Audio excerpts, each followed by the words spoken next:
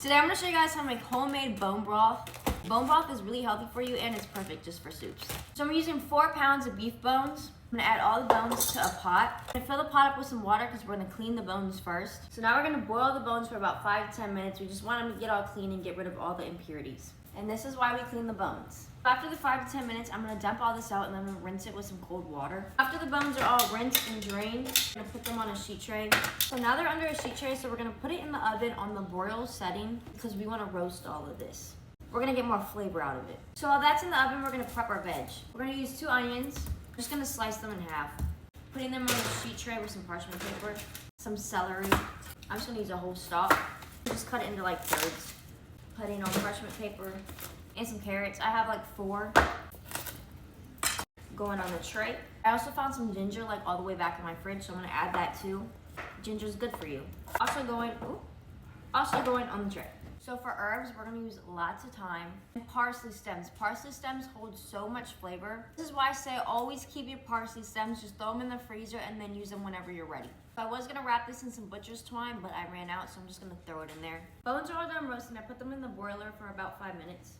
So I'm gonna do the same with all the veg. I'm using a 14-quart pot. I got this for like $30 at a grocery store. I'm gonna add all my bones in here. Make sure you get all that juice that's still left on that parchment paper. This is flavor. We're gonna add our herbs, a good amount of garlic, a handful of peppercorns, and about 3 bay leaves. So now we're gonna add our roasted vegetables.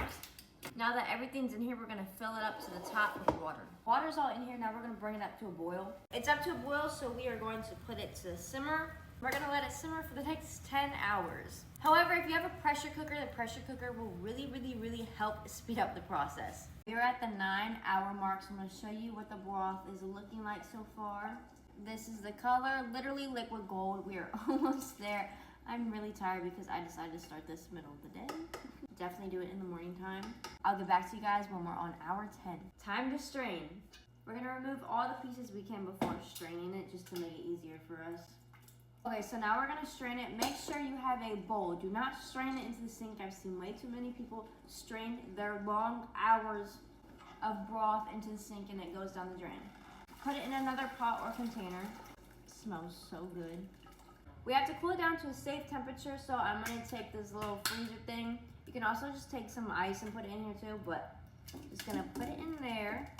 Let it sit out for a few minutes, and then we're gonna put it in the fridge, and then I'll show you what to do in the morning. It is morning time, and we're almost done, I promise.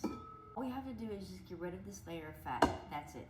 I'm gonna take something that you can scrape it with, and then just break it a little bit. We don't want this. We're just gonna trash it.